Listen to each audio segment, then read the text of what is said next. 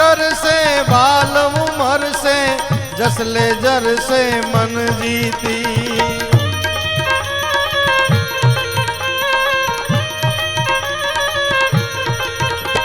गंभीर सागर से रहे सबर से मिले उधर से परवाना।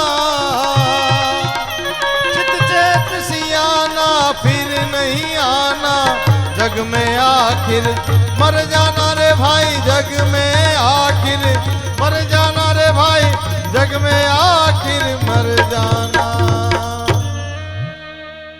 करने की कर से पाक नजर से जसले जर से मन जीती। लोक साहित्यની માલિકા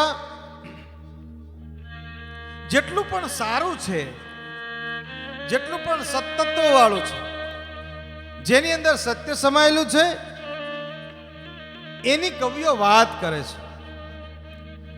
સૌરાષ્ટ્ર કચ્છ કાઠિયાવાડ ગુજરાત નું લોક સાહિત્ય તમે લઈ લ્યો તો સાહિત્યનો અર્કરૂપી એક દુહો છે કે જનની જણતો ભગત જણકા દાતાન કા સુર નહીતર રહેજે વાજણી મત ગુમાવીશ નૂર. હે માં, જન્મ દે તો ત્રણને દેજે.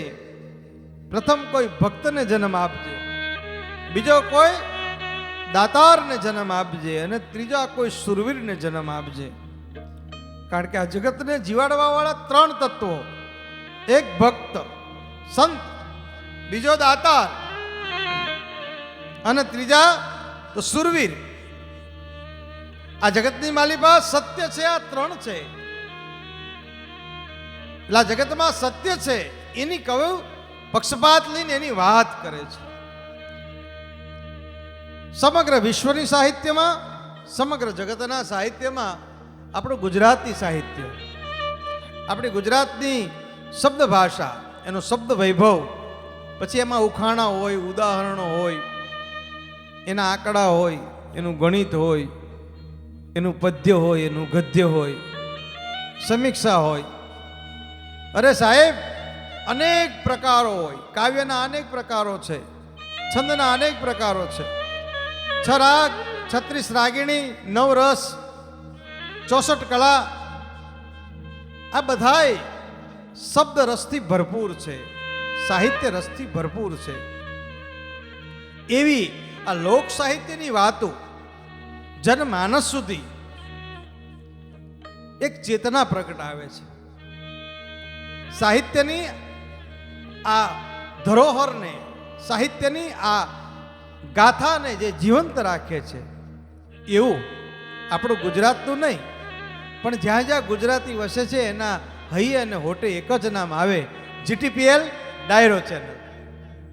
અને જીટીપીએલ ડાયરો ચેનલના માધ્યમ થકી અમે તમારા ઘરના ડ્રોઈંગ રૂમ સુધી, તમારા બેડરૂમ સુધી, તમારા હૃદય સુધી પહોંચી અને તમારી સંવેદનાઓને ઢંઢોળી અને તમારા રસને અનુરૂપ અમે અમારા શબ્દો, સંગીત અને તાલથી તમારી ચેતનાને જે ઉર્જા આપવાનું કામ કરીએ છીએ, એનું કોઈ સૌભાગ્ય અમને જો પ્રાપ્ત થતું હોય તો જીટીપીએલ ડાયરો ચેનલ ડિરેક્ટર શ્રી મંગલ રાઠોડ. તો આવો એવી લોક સાહિત્યની રસાળ શૈલીમાં, અદ્ભુત શૈલીમાં, સરળ શૈલીમાં એક નાનકડી વાત કે મારો હરી કરે શો હોય એ જ ઘડીએ એ જ પળે. અમારા કાક બાપુ એક દુહો લખ્યો કે રાવણ અને રામ એક જ રાશિ એહની. રાવણ અને રામ એક જ રાશિ એહની, પણ કેળાને જુદા કામ, એનું કારણ શું કાગડા. કૃષ્ણ અને કંસ એક જ રાશિ એહની, પણ કેળાને જુદા કામ, એનું કારણ શું કાગડા. એક જ પળે જન્મેલા બે માણસો, એક જ ચોઘડીએ, એક જ નક્ષત્રમાં. તમે તમારી આ પાપણ 7 વાર ફફડાવો એટલે એને એક ઘડી કહેવાય. તમે 7 વાર તમારી પાપણ આમ આમ ફફડાવો એટલે એક ઘડી થાય. આ ઘડીમાં જેનો જન્મ થાય એનું આસલાસા હોય, એનું નક્ષત્ર હોય, એની કુંડળી હોય, એના જન્મના યોગો હોય, એના નક્ષત્રોના જે યોગ ઉપરથી જે પરમ જ્યોતિષાચાર્યો છે, પરમ જે એસ્ટ્રોલોજરો છે, જે વિશ્વના હસ્તરેખાના શાસ્ત્રીઓ છે, એની ઉપરથી એનું ફળકથન કરતા હોય છે, એનું જન્મકથન કરતા હોય છે. ત્યારે આપણને એમ થાય કે ક્યાંક બદલાવ આવતો હોય છે, ક્યાંક એવું જોવા નથી મળતું. એક જ ચોઘડીએ જન્મેલા બે માણસો, એક જ નક્ષત્રમાં જન્મેલા બે માણસો, એક જ ઘડીએ જન્મેલા બે માણસો, પણ એક અમીર હોય ને એક ગરીબ હોય. તો એનું કારણ શું? તો એને પણ અમારો લોક સાહિત્યનો દુઓ કે છે કે કર્મ પ્રધાન વિશ્વ કરી રાખા. કર્મ જ મહાન છે ને. સુનહું ભરત ભાવિ પ્રબલ કહેવું મુનિ નાથ, હાનિ લાભ જીવન મરણ જસ અબજસ સબ વિધિ હાથ. કદાચ વશિષ્ઠ મુનિ વિધિની વાત કરે છે, અમારો લોકકવિ કર્મની વાત કરે છે. એવી એક લોક સાહિત્યની વિરાસતમાંથી એક નાનકડું ફૂલડું હું ગોતી લાવ્યો છું, જે તમારી આગળ હું રજૂ કરું છું. જીટીપીએલ ડાયરો ચેનલને ધન્યવાદ એટલા માટે આપવા પડે કે જ્યારે ગુજરાતી ભાષા વિસરાતી જાય છે, મોબાઈલ યુગ આવી ગયો, જેટ યુગ આવી ગયો, કોર્પોરેટ યુગ આવી ગયો, નાનકડા નાનકડા જે તમારા ઉપકરણો છે એની અંદર ઇંગ્લિશ ભાષા છે, ઇન્ટરનેશનલ ભાષા છે. આ ભાષાએ તમારી ગુજરાતી ભાષાને હવે મારી નાખી છે. ત્યારે જીટીપીએલ ડાયરો ચેનલ અને જીટીપીએલની બીજી પણ અનેક ચેનલો જે આ ગુજરાતી ભાષાને સમૃદ્ધ રાખવા માટે, જીવંત રાખવા માટે એક અદ્ભુત પ્રયાસ કરી રહ્યો છે. જેમ જાળામાંથી નાનકડું બાળક ગામડામાં રમતું હોય અને બોર વીણી લાવે, જાળામાંથી કોઈ કાતરા વીણી લાવે, જાળામાંથી કોઈ ફૂલ વીણી લાવે, એમ ગુજરાતમાં ગામડે ગામડે પથરાયેલા કલાકારોને ગોતી લાવે છે. એ બોરને ગોતી લાવે છે આ જીટીપીએલ, અને એ બોર તમને મીઠાશ આપે છે. આવી લોક સાહિત્યની વાતો થકી નાનકડું એવું ગામ, ખૂબ સુંદર ગામ, 18 આલમ સંપથી રહે, અનેક કોમ વચ્ચે એકતા. નાનકડા ગામમાં જૂના જમાનામાં એકતા બહુ હતી, કારણ કે એ દિવસે પોલીસ ચોકીઓ નહોતી, એ દિવસે બીજી કોઈ સગવડ નથી, એટલે ગામ છે ને એ એક થઈને રહેતું. બહારથી કોઈ દુશ્મન આક્રમણ કરે તો ગામ એક બની અને એની સમક્ષ લડી શકે, એનો વિરોધ કરી શકે, એને પ્રતિકાર કરી શકે. એવા નાનકડા ગામમાં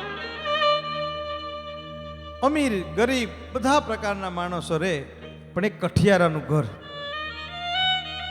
પણ જન્મ દુખી કઠિયારો, કારણ કે એનો કુળ જ એવું, એનો જન્મ જ એ કુળમાં, જ્યાં લાકડા વાઢવા પડે, ભારા વાઢવા જવું પડે, ભારા વાઢીને પાછા આવે, પાછા શહેરમાં વેચવા જવું પડે, એમાંથી જે કાંઈ મળે એમાંથી ગુજારો થાય. સહજ પ્રક્રિયાના ભાગરૂપે ઈ જમાનામાં તો બધા લાકડા વાઢવા જતા, પણ કઠિયારો દૂર જંગલમાં જાય, લાકડાની ભારી વાઢી લાવે, શહેરમાં વેચે, પોતાના દીકરાઓને, પોતાની પત્નીને, પોતાના પરિવારને એમાંથી અન્ન રોટલો જમાડે.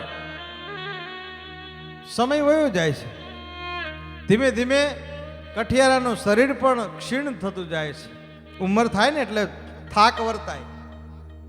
એક દિવસ કઠિયારો ઘરમાં થાક્યો પાક્યો બેઠો છે, એના બાપની સામે જુએ છે કે હવે તો આ દીકરીઓ પરણાવવાની થઈ, દીકરાઓ પણ મોટા થઈ ગયા, અને આમાંથી જ ખાલી રોટલા નીકળે છે. અવસર ક્યારે કરશું? અવસર કરવા માટે જોડે નાણું તો જોઈએ ને. આંખમાં પાણી આવી ગયા, બેટા શું કરીએ, આપણો તો ધંધો જા, આમાં તો આપણા રોટલા જ નીકળે. ભગવાન જો કાંઈ ચમત્કાર કરે તો આવું બને. કઠિયારા એમ કીધું કે તમે કહો છો કે ભગવાન ચમત્કાર કરે, ભગવાન ચમત્કાર કરે, પણ ભગવાન ક્યારે ચમત્કાર કરે? આપણું એવું નસીબ હોય તો ને. મારો જન્મ જ આ પળમાં થયો છે, મારો જન્મ જ એવી પળમાં થયો કે મારા જન્મમાં મજૂરી આવી. પોતાના જન્મ ઉપર દુઃખ જ્યારે કઠિયારો વ્યક્ત કરવા માંડ્યો ત્યારે એના બાપે કીધું કે બેટા તું જન્મ્યો ને એ જ દિવસે આપણા ગામના હરખચંદ વાણિયાનો જન્મ થયો હતો. ઈ લાખોપતિ છે, પેઢીએ બેસે છે, રોજના લાખો રૂપિયાનું દાન કરે છે, વ્યવહાર કરે છે, તહેવાર કરે છે, સમાજમાં મોટી બાન છે, પ્રતિષ્ઠા છે, પદ છે એની પાસે, ચારે બાજુ જાહો જલાલી છે, દૂધની નદીઓ એના ઘેર વહે છે. કઠિયારો વિચારમાં પડી ગયો કે હે બાપુ એ સાચી વાત કે હા બેટા તું જન્મ્યો ને જે નક્ષત્રમાં, જે પળમાં, જે ઘડીએ, એ જ નક્ષત્રમાં, એ જ પળે, એ જ ઘડીએ આ હરખચંદનો જન્મ થયો હતો. એમાં દોરા વાય ફેર નહીં. મેં જોશી મહારાજ પાસે જઈ અને જોવડાયું તો જોશી મહારાજે વિચાર કરતા હતા કે આવું કેમ? તમારા ઘેર જે દીકરો છે એને આવી મજૂરી અને આને આવી લીલા લેર. બસ આવી વાતો કરતા હતા. કઠિયારાને ગુસ્સો ચડ્યો. કઠિયારાને ગુસ્સો ચડ્યો એટલે કઠિયારો હાથમાં પોતાની કુહાડી લઈને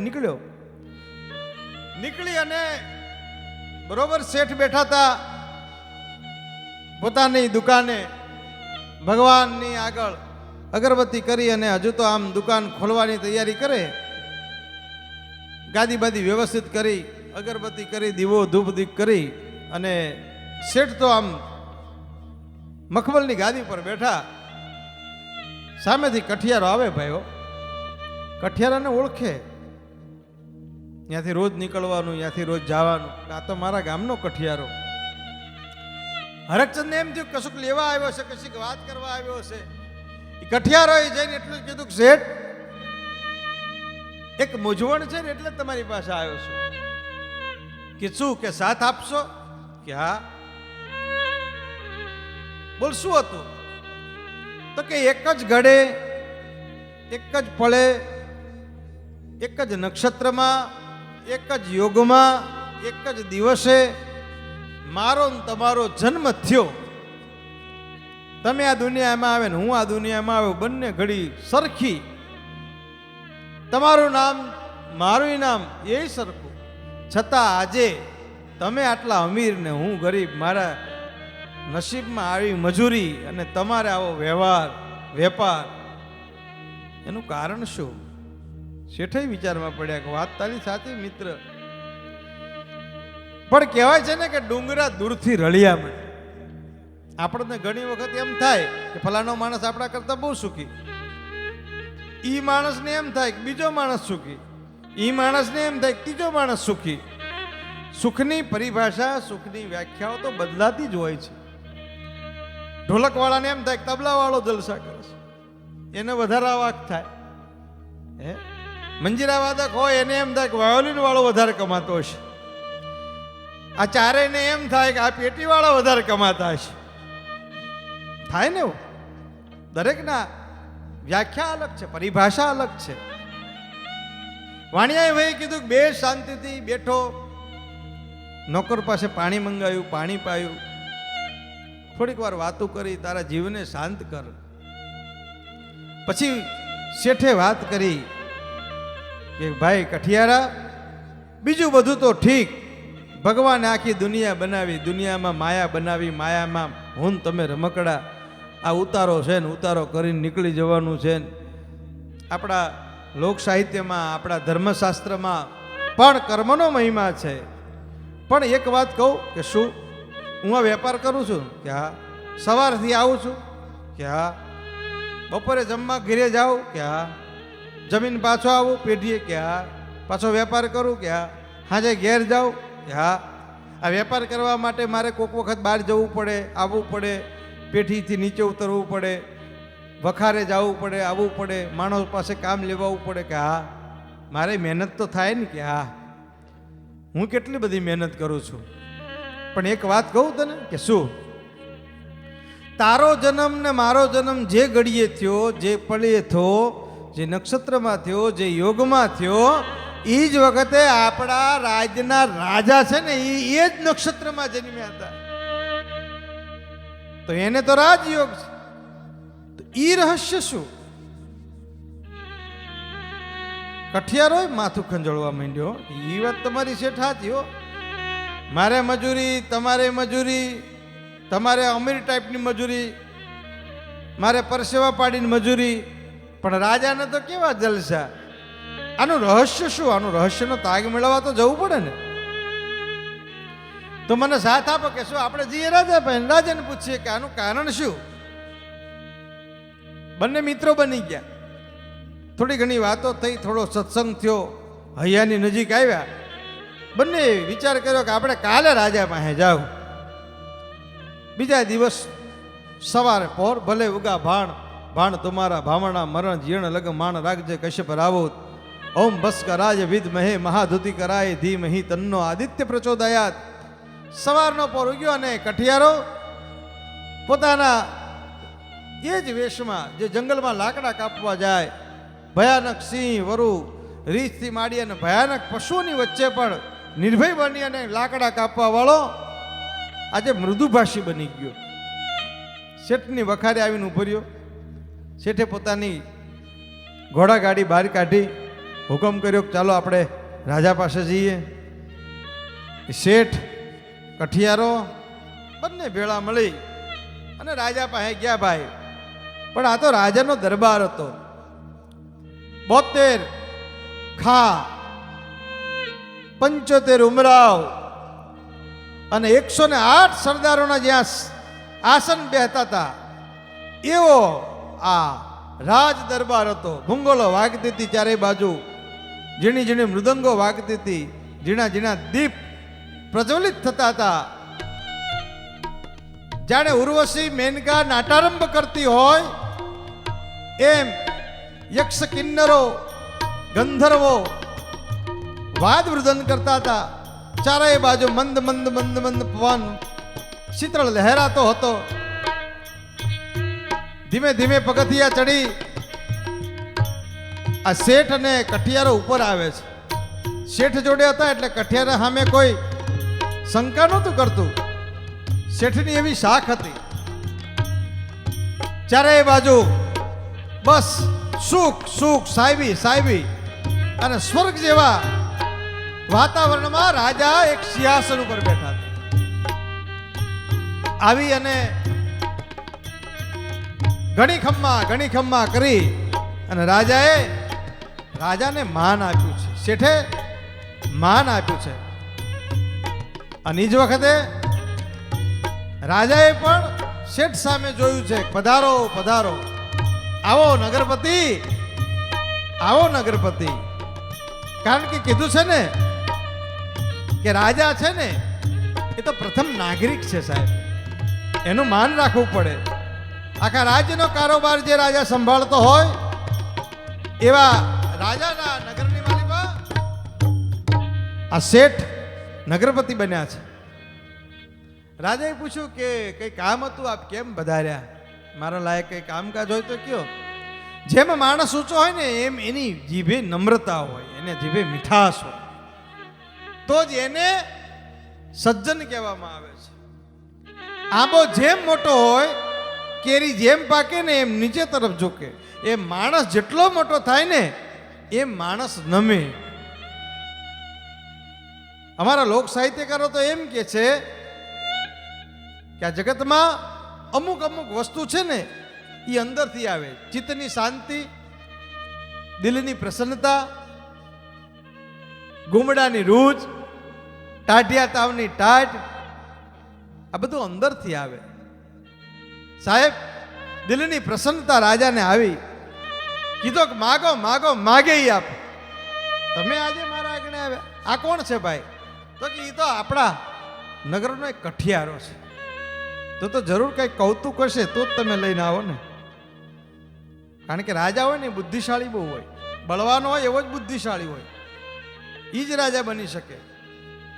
બીજાનું તો કામે નહીં ને. ઘણી બધી કળાઓમાં જે માહિર હોય એ રાજા બની શકે. બોલો શેઠ, શું વ્યાધિ છે, શું ઉપાધિ છે, શું તમારા દિલની વાત છે? શેઠે કીધું કે આ બધા બેઠા છે એમની હાજરીમાં પ્રશ્ન કરો. વાંધો નહીં, કરો ને.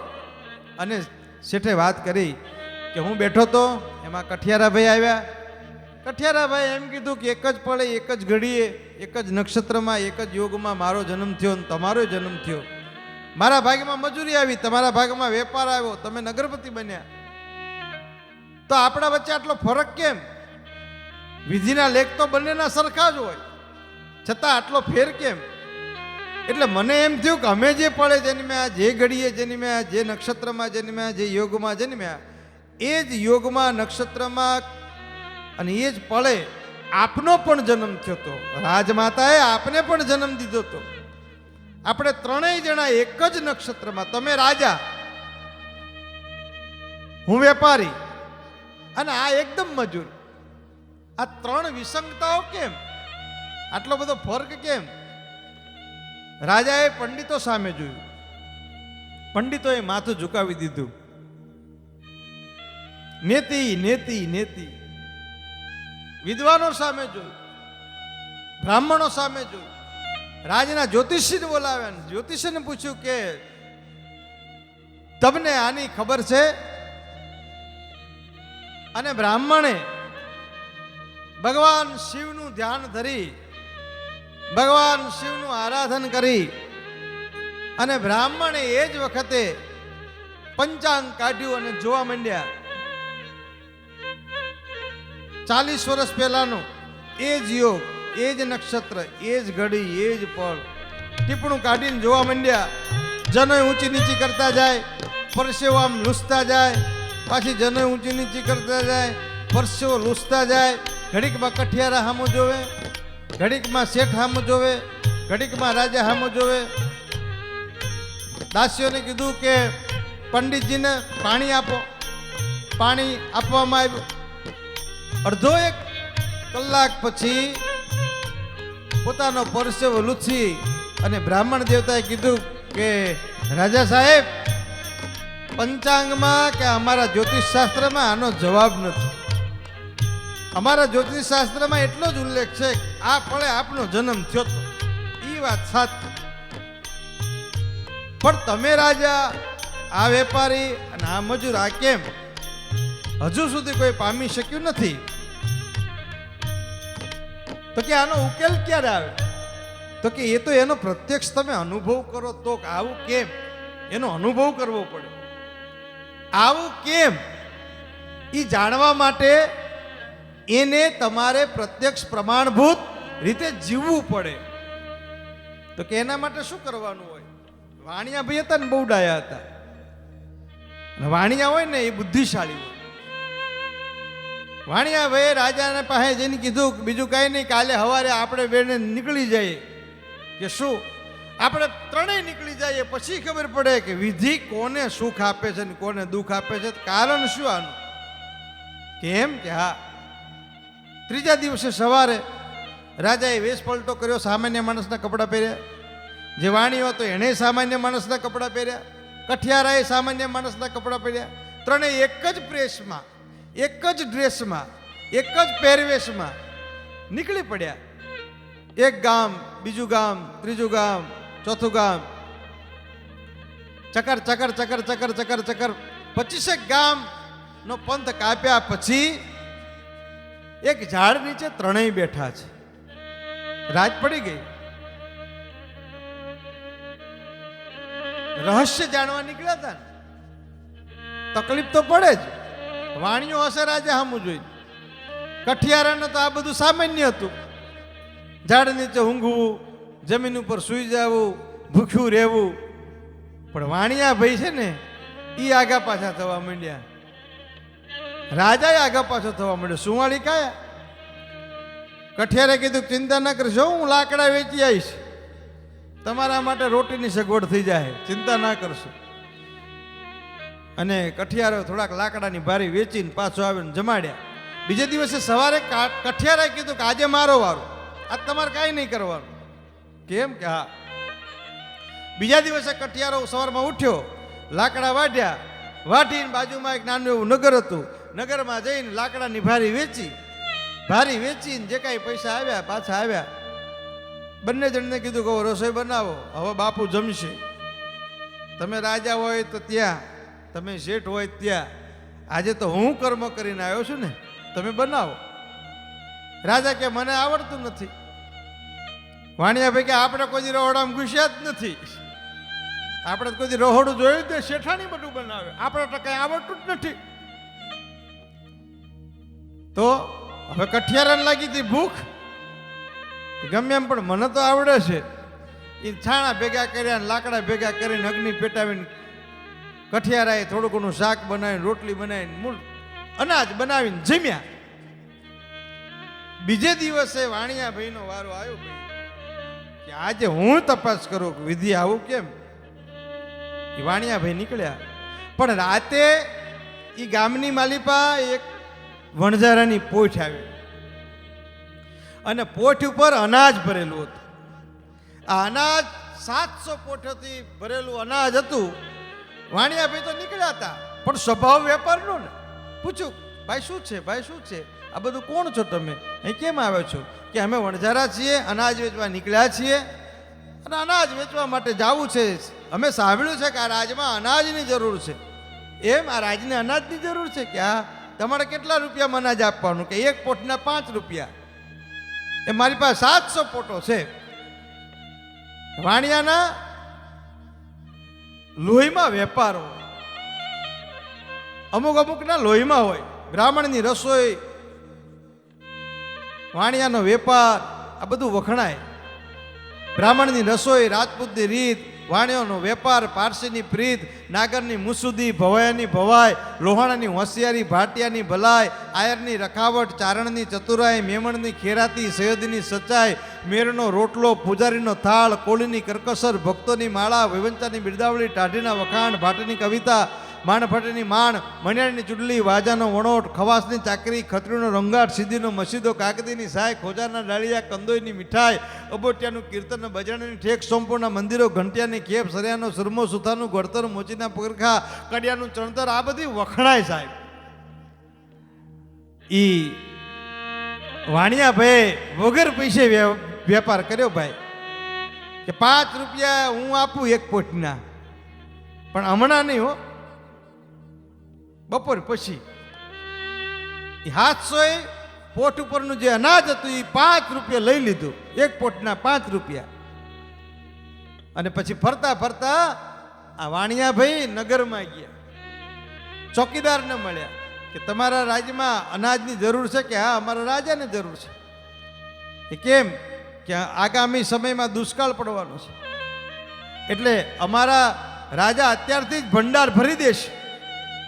પ્રધાનને મળ્યા અને 5 રૂપિયા લીધી હતી, એનું એ જ અનાજ આ વાણિયાભાઈ 8 રૂપિયામાં સોદો કરી નાખ્યો. કે ક્યાં છે અનાજ? તો કે એ નગર બહાર પોઠો પડી છે. એ બંને આવ્યા, 8 રૂપિયાના હિસાબે બધી પોઠોનું અનાજ લઈ લીધું અને સાહેબ એ 7 રૂપિયાના હિસાબ લખે માલિકને પૈસા આપી દીધા. વેપાર કરીને આવ્યા, ઢગલો રૂપિયા લઈને આવ્યા. એ વાણિયાભાઈ ઝાડ નીચે આવ્યા હતા, કઠિયારાભાઈ બેઠા હતા. એ ફાટ ભરીને રૂપિયા લીધા કે લ્યો આજનો આ મારો ધંધો, આ મારો વ્યવહાર. એ રૂપિયાનો ઢગલો જોયો અને કઠિયારાની આંખો ફાટી ગઈ. ભાઈ ભાઈ, વાત સાચી હો, આ કરવા વાળું કોઈક અગોચર તત્વો છે. રાજાને વિચાર આવ્યો કે તમે તો વેપાર હારો કરશો, પણ મારું શું? એ ત્રીજે દિવસે સવારે રાજા નીકળ્યા, સવારમાં 5 વાગ્યા, બ્રહ્મ મુહૂર્તમાં નીકળીને ગયા. એ નગરમાં ગયા. હવે બનેલું એવું કે નગરના રાજાનું અવસાન થઈ ગયેલું, એટલે બધાએ નિર્ણય કર્યો કે સવારે આપણે નગરનો દરવાજો ખોલીએ અને જે આવે પ્રથમ આપણા નગરમાં પ્રવેશ કરે એને આપણી હાજણી છે ને, એમ કહેવાય કે ફૂલમાળા પહેરાવે ને એને આપણો રાજા બનાવો. એટલે કોઈ કંકાસ નહીં, કોઈ પૂર્વગ્રહ નહીં, કોઈ જાતનું મત મતાંતર નહીં. એ રાજા સવારમાં 5 વાગે જઈને નગરના ઓટ લઈ બેઠા, દરવાજે બેઠા. એ બરોબર દરવાજો ખુલ્યો, રાજા ઊભા થઈને નગરમાં જવા જાય અને હાથણી એમ કહેવાય કે રાજાના ડોકમાં વરમાળા પહેરાવી દીધી. બધાએ ઢોલ વગાડ્યા. કે આ શેના ઢોલ? બધાએ કીધું કે રાત્રે અમારા રાજાનું અવસાન થયું હતું અને અમારા ગામમાં એવો રિવાજ છે કે જ્યારે અવસાન થાય ને પછી નગરનો દરવાજો બંધ થઈ જાય, અને નગરનો દરવાજો બંધ થઈ ગયા પછી જે પ્રથમ આવે ને, જે માણસ અમારા નગરમાં, એને અમારો રાજા બનાવીએ સાહેબ. અને એ વખતે રાજાએ ને મનમાં એમ થયું કે મારો હરી કરે શો હોય, માણા જાણે મેં કરું. કરતલ દૂજો કોઈ આદર્યા અધવચે રહે ને મારો હરી કરે શો હોય, મારો હરી કરે શો હોય. અને એટલા માટે કવિ કહે છે, શું કહે છે કે કરને કી કરશે પાક નજર સે,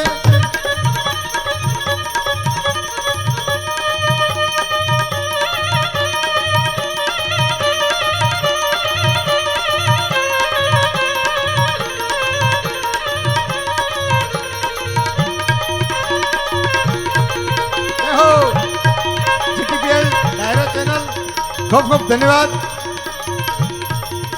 करने की कर से कर पर धर से पाक नजर से कर प्रीति, जब नाम जिगर से बाल उमर से जसले जर से मन जीती.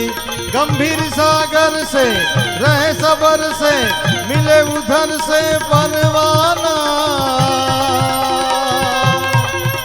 चित चेत सियाना फिर नहीं आना जग में आखिर मर जाना रे भाई, जग में आखिर मर जाना रे भाई, जग में आखिर मर जाना. વિડીયોને લાઈક કરો, શેર કરો અને આવા જ અવનવા વિડીયો જોવા માટે GTPL ડાયરો ડિજિટલને સબસ્ક્રાઇબ કરો. બાજુમાં આપેલ બેલ બટન પર ક્લિક કરીને જોડાયેલા રહો દરેક નવા વિડીયો સાથે.